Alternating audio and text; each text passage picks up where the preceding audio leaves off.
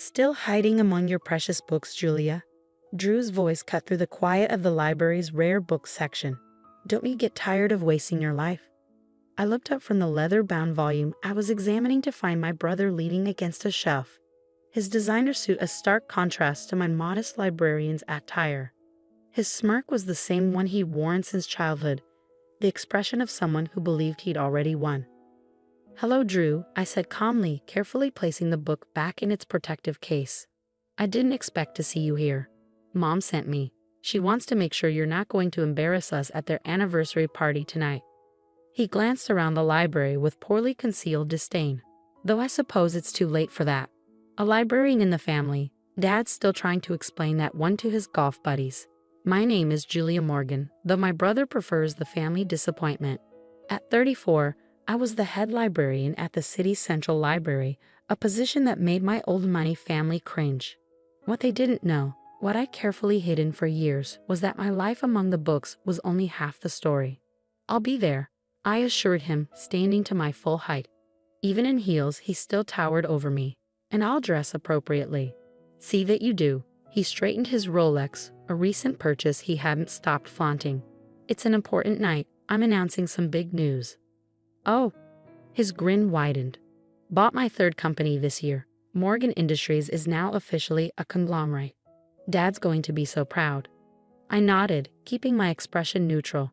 If Drew noticed the slight tightening of my hands, he didn't mention it. "That's wonderful," I said. "Congratulations." "Thanks." He didn't even try to make it sound sincere. "You know, there's still time for you to join the real world. I could use someone to manage our corporate library. At least then you'd be doing something useful with all this knowledge." The way he said knowledge made it sound like a disease. I smiled, thinking of the encrypted laptop in my office safe, of the meetings I'd been taking under a different name. "I'm happy where I am," I told him. He shrugged, already turning away. "Your loss. Remember, 7 o'clock sharp, and Julia?" He paused at the door. "Try not to bring any books this time." After you left, I waited exactly 5 minutes before heading to my office. The space was modest but efficient, with walls of books and a desk that had seen better days. To most, it looked exactly like what they'd expect from a librarian's office. They never noticed the state-of-the-art security system or the fact that my ancient desktop computer was a custom-built machine more powerful than most corporate servers. Locking the door, I opened my laptop and connected to a secure server. 3 windows popped up immediately, video calls waiting from Tokyo, London, and New York. "Good morning, Ms. Morgan." My assistant's voice came through clearly. "The Nakamura deal is ready for final review." "Thank you, Sarah," I said, scanning the documents on my screen. "Has legal finished their assessment?" "Yes, ma'am. The acquisition terms are solid. We can move forward whenever you're ready." I glanced at my watch.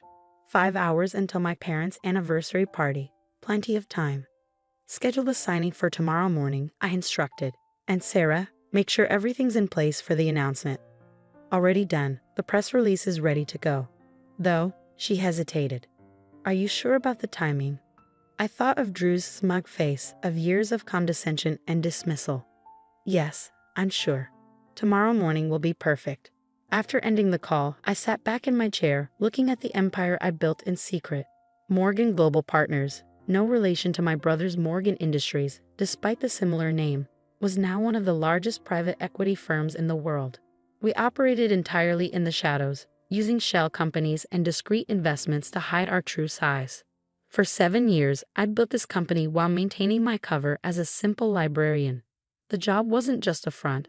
I genuinely loved books, loved preserving knowledge and helping people access it. But it also provided the perfect cover for my other life. Who would suspect the quiet librarian of being one of the most powerful people in global finance? My phone buzzed. A text from Mom. "Don't forget to do something with your hair, dear. The Prescotts will be there tonight." The Prescotts, one of many old money families my parents were always trying to impress. I texted back a simple "ok" and began packing up for the day. I had a hair appointment already scheduled, along with a fitting for the dress I'd bought specifically for tonight.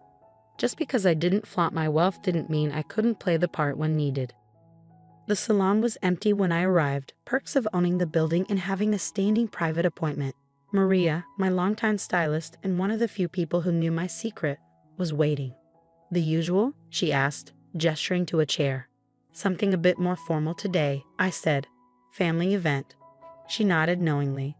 Ah, the famous Morgan anniversary party. Your brother was in earlier, talking about it to anyone who would listen. I'm sure he was. As Maria worked, I checked my emails on a secure phone. The Nakamura acquisition was proceeding smoothly. By this time tomorrow, Morgan Global Partners would own one of the largest tech manufacturers in Asia. The same company my brother had been trying to buy for months. Your brother mentioned he's buying some big company, Maria said, as if reading my thoughts. Couldn't stop bragging about it. I smiled. He's trying to buy it.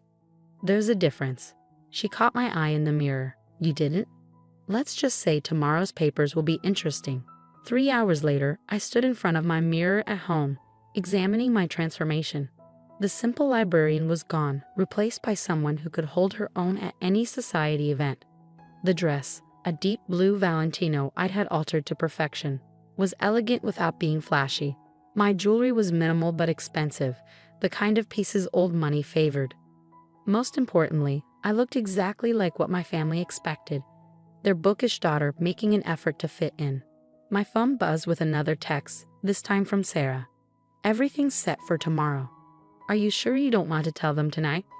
No, I replied. Let them have their party. Tomorrow will be soon enough. The Morgan family estate was lit up like a Christmas tree when I arrived. Cars lined up along the circular driveway. I recognized most of them, Bentleys and Rolls-Royces belonging to the same families that have been part of our social circle for generations. A valet appeared as I pulled up in my modest Audi, another carefully chosen prop. The car was nice enough to avoid embarrassing my parents, but not so nice as to raise questions about a librarian's salary. Miss Morgan, Jenkins, our family's longtime butler, greeted me at the door. Your parents are in the main hall. I could hear the party before I saw it, the murmur of sophisticated conversation, the clink of expensive crystal, the subtle notes of a string quartet. This was my parents' world, the one I'd chosen to step away from, at least publicly. Julia, my mother's voice carried across the hall. Darling, you look presentable. Coming from her, it was high praise. Elizabeth Morgan had never quite forgiven me for choosing books over business, but at least I'd made an effort with my appearance tonight. Happy anniversary, Mom, I said, kissing her cheek. You look beautiful. She did.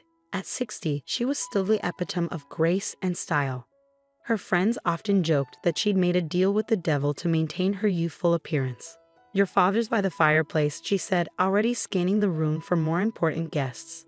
Do say hello before you hide in the library. I made my way through the crowd, accepting air kisses and polite inquiries about my little job at the library.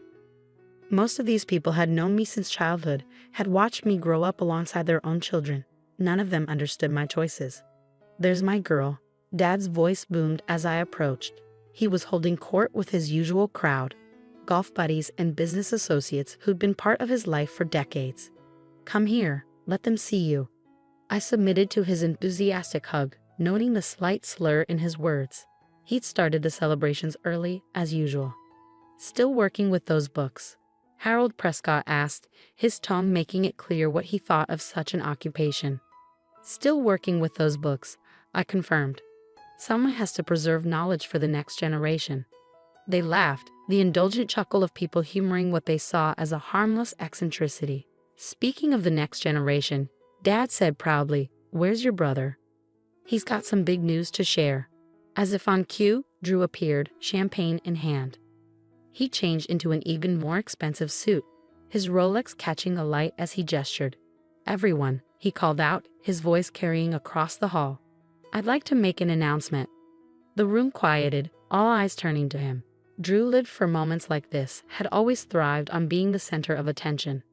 "As some of you know, Morgan Industries has been growing rapidly this year," he began, playing to his audience.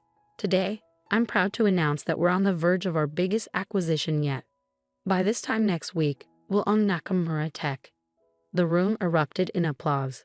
Dad beamed with pride, Mom dabbed at her eyes with a monogrammed handkerchief. I sipped my champagne and waited. "Of course," Drew continued, "the deal isn't quite final yet, but my sources tell me it's just a matter of time. The papers are ready to sign." "That's wonderful, son," Dad exclaimed. Always knew you had it in you, a real businessman, just like your old man. Drew basked in the praise, accepting congratulations from all sides. Finally, his gaze fell on me.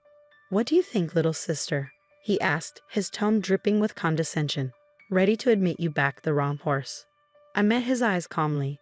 I said carefully, that you shouldn't count your chickens before they're hatched. He laughed and others joined in. Always so cautious, Jules. That's why you'll never be more than what you are. Hiding in your library while the rest of us build empires. Perhaps, I agreed mildly, but at least I understand the value of due diligence. His eyes narrowed slightly. Drew had never liked it when I used big words, seeing it as a challenge to his intelligence. Due diligence? He scoffed. I've got the best lawyers in the business. Everything's taken care of. I just smiled and raised my glass. Then I guess we'll all see tomorrow, won't we? He frowned, catching something in my tone, but before he could press further, Mom was calling everyone to dinner. The dining room was a masterpiece of old-world elegance, gleaming mahogany, priceless china, crystal that had been in the family for generations. I took my assigned seat, noting with amusement that I'd been placed at the far end of the table, well away from any important guests. As the first course was served, Drew held court from his position near Dad, regaling everyone with tales of his business prowess. I kept quiet, responding politely when addressed but otherwise focusing on my food. I just don't understand, Mrs. Prescott said from beside me, her voice low. You were always so bright in school. You could have done anything. Why waste your life with books? I considered how to answer. In 12 hours, everything would change. But for now, I had a role to play. Books are never a waste, I said simply. They teach us that things aren't always what they seem. She shook her head, clearly disappointed by my response. Well, at least your brother is upholding the family name. Though it must be hard, watching him succeed well, it's not as hard as you might think. The rest of dinner passed in a blur of subtle insults and backhanded compliments. I'd grown used to it over the years, had learned to let it roll off me like water. As dessert was being served, Drew stood again, calling for attention. I'd like to propose a toast, he announced, raising his glass. To Mom and Dad, who taught me everything I know about business, who showed me what real success looks like. He paused, his eyes finding me. And to my sister, who proves that not everyone is cut out for the family business. The room chuckled politely. I raised my glass with the others, thinking of the documents waiting to be signed, of the press release scheduled for morning. Enjoying the party, Drew asked later, cornering me by the dessert table. It's lovely, I replied. Mom and Dad must be so proud. They are. He straightened his tie smugly. Though it would have been nice if both their children had amounted to something. I selected a chocolate truffle, examining it carefully. You know, Drew, success isn't always about making the most noise. He snorted. No? Tell that to my bank account. How much does a librarian make these days anyway?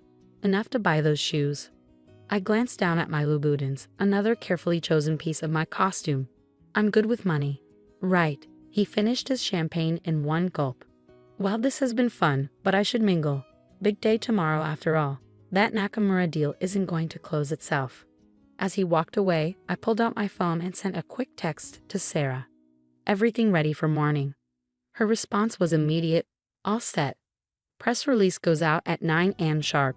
Want me to send you the final numbers? No need, I replied. I'll see them in the papers with everyone else. The party began winding down around midnight. I said my goodbyes, accepting one last round of condescending comments about my career choices. You really should consider Drew's offer, Mom said as I kissed her cheek. A corporate library would be so much more appropriate. I'll think about it, I promised, knowing I would do no such thing. As I drove home, I thought about how different tomorrow would be. For 7 years, I'd maintained my cover, building my empire in secret while my family dismissed me as the disappointing daughter who'd chosen books over business. Tomorrow, they'd learn just how wrong they'd been. The next morning, I arrived at the library precisely at 8, just as I had every day for the past 7 years. My sensible shoes echoed through the marble halls as I made my way to my office, nodding at the early morning regulars who never questioned why the head librarian kept such strict hours. Sarah was waiting for me, her tablet in hand. In the library, she played the role of my assistant librarian perfectly. Outside these walls, she was the COO of Morgan Global Partners and one of the sharpest business minds I ever met. "Everything's ready," she said quietly as we entered my office.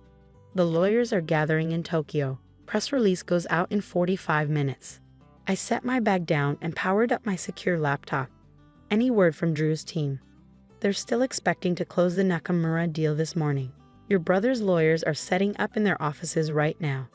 I smiled, imagining Drew's face when he realized what was about to happen. Let's give them a few more minutes of hope. At precisely 8:55, my private line rang. "Ms. Morgan," Mr. Nakamura's translator said, "everyone is in position." "Excellent. Let's proceed." The next few minutes were a blur of signatures and confirmations.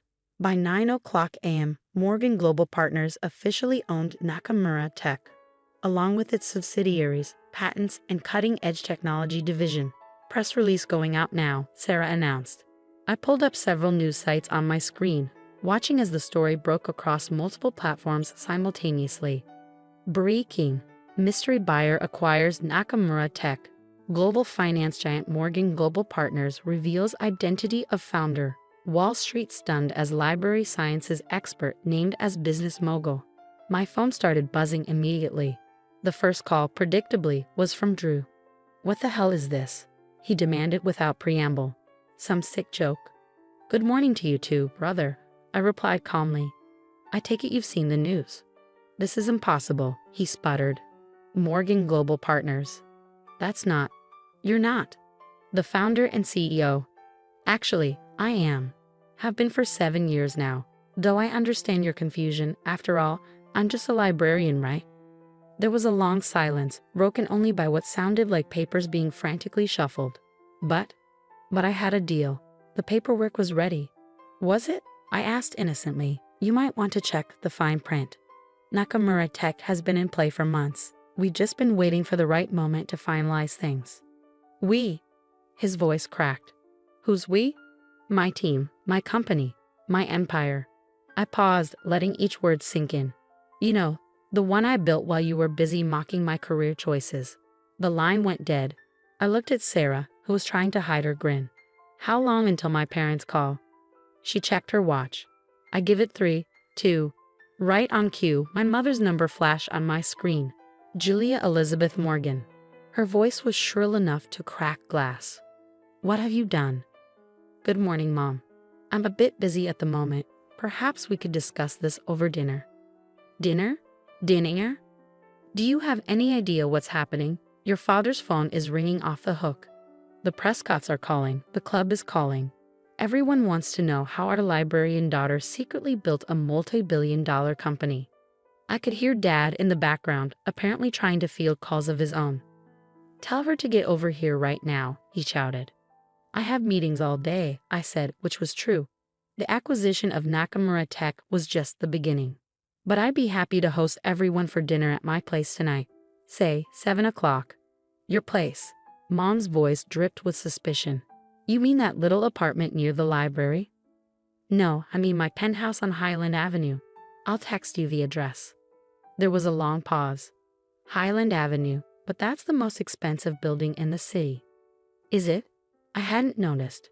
See you at 7, Mom." After ending the call, I took a moment to breathe. 7 years of secrets were finally coming to light. 7 years of careful planning, of maintaining my cover while building something extraordinary. "Ready for phase 2? Sarah asked. I nodded. "Send out the second press release." This one was even bigger than the first. Morgan Global Partners announces merger with East Asian tech giants. Deal valued at $50 billion. The merger had been in the works for months, but we timed it perfectly to follow the Nakamura acquisition. By the time my family arrived for dinner, the business world would be reeling from 2 of the biggest deals of the decade, both orchestrated by the quiet librarian they'd dismissed for so long. The rest of the day passed in a carefully choreographed dance of meetings, interviews, and strategic planning. I gave exactly 1 interview to the Wall Street Journal, explaining how my background in library sciences had actually been perfect preparation for building a global empire. "Information is power," I told the reporter, "and who better to understand the value of information than a librarian?" At 6:30, I left the library and headed to my real office, the top floor of the Highland Avenue building that had been my home for the past 5 years. The penthouse occupied the entire floor, though I'd maintained a small apartment near the library for appearance's sake. My private elevator opened directly into the foyer, where my actual home office put Drew's corporate headquarters to shame. Floor-to-ceiling windows offered a panoramic view of the city, while state-of-the-art technology allowed me to manage my empire from anywhere into space. Sarah had arranged for dinner to be catered by the city's most exclusive restaurant, another establishment quietly owned by Morgan Global Partners. The dining room table was set with the kind of understated elegance that only old money could truly appreciate. At precisely 7 o'clock, the elevator announced my family's arrival. Drew entered first, his earlier swagger replaced by barely contained fury. Mom and Dad followed, both looking shell-shocked. Even Jenkins, who had insisted on accompanying them, seemed unsure how to process the transformation of the family's poor relation into one of the city's wealthiest residents. "Welcome to my home," I said, gesturing to the spectacular view. "Drink?" "How long?" Drew demanded. "How long have you been lying to us?" "Lying?" I moved to the bar, pouring myself a scotch. "I never lied about anything. I am a librarian. I do love books. I just happen to run a global financial empire as well." But why?" Mom sank onto one of my Italian leather sofas. "Why the deception? Why let us think that I was a failure? I finished for her, that I'd wasted my potential, maybe because you never bothered to look past your own assumptions. You saw what you expected to see, the disappointing daughter who chose books over business." Dad was standing by the windows, staring out at the city he thought he knew so well. "All this time," he murmured. "All those companies we've been reading about, the mysterious acquisitions. That was you," Drew said flatly. "Morgan Global Partners. The competition everyone's been trying to figure out. The shadow empire that's been reshaping the market." I smiled. "It does have a nice ring to it, doesn't it? Though I prefer to think of it as a knowledge empire. After all, that's what you taught me, isn't it, Dad? Knowledge is power." He turned to face me, and for the first time in my life, I saw something new in his eyes. Respect. "The Nakamura deal," he said slowly. "How long have you been planning that?" "About 6 months, though I've owned controlling interest in their subsidiaries for over a year." I looked at Drew. "You never wondered why they kept finding reasons to delay your offer?"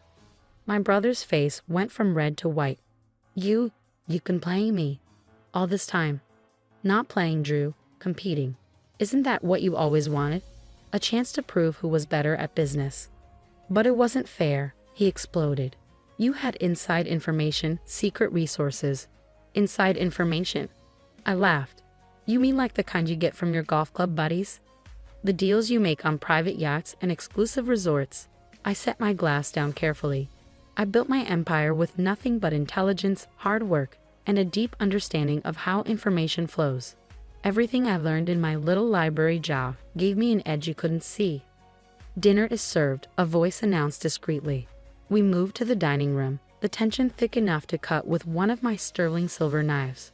Mom kept looking around as if trying to reconcile this environment with her mental image of my life. Dad seemed lost in thought, probably recalculating every business decision he'd made in the past 7 years. "I suppose," Mom said finally, staring at her perfect place setting, "this explains how you could afford those Louboutins." I couldn't help but laugh. "Yes, Mom. That's what you should focus on, my shoe budget." "What happens now?" Drew asked, pushing his food around his plate. "Going to buy out Morgan Industries too." "Actually, I have a different proposition." I nodded to Sarah, who appeared with a folder. "Your company has potential, Drew. Good bones, as they say in real estate. What it lacks is vision and modern infrastructure." He frowned. "What are you suggesting?" "A partnership.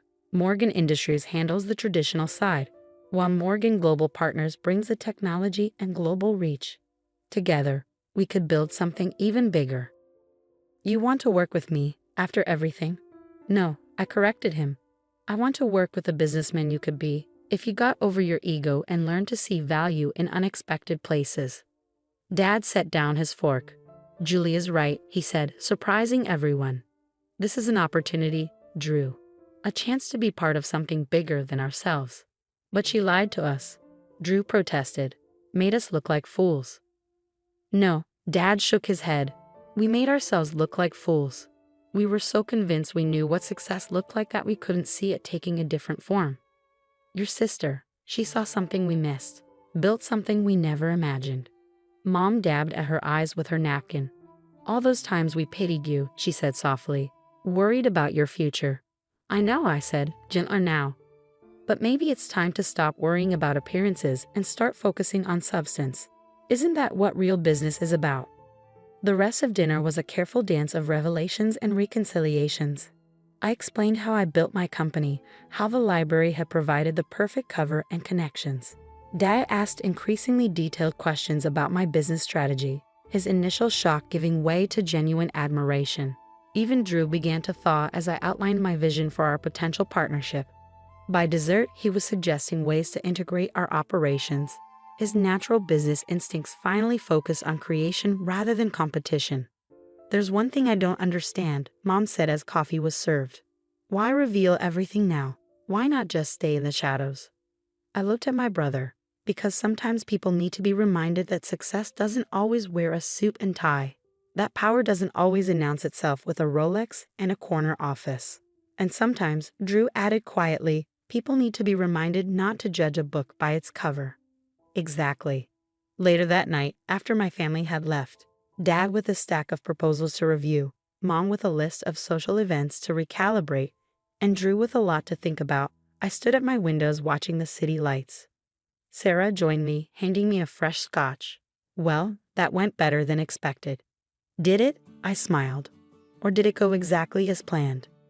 You knew they'd react this way. I knew they'd have to confront their own prejudices, their assumptions about success and worth. I sipped my drink. The question is whether the lesson will stick. She checked her tablet. Stocks up 30% since the announcement. Your brother's company is up 10% just on rumors of a potential partnership. Good. Let's give it a week, let everything settle, then announce the merger. By then, Drew might actually be ready to be a real partner. And your parents?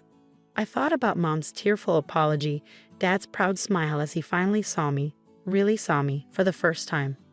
They're learning. Sometimes the hardest part of success is accepting that it doesn't always look the way you expect.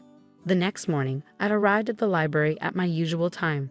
The same regulars were in their usual spots, nodding hello to their favorite librarian. None of them treated me any differently, though my face was splashed across every business publication in the country. And that, perhaps, was the greatest victory of all. In a world obsessed with image and status, I built something real, something that didn't need designer labels or social validation to prove its worth. I was still a librarian, I still loved books. I just happened to be a billionaire too. Knowledge, after all, comes in many forms, and sometimes the most powerful people are the ones you least expect.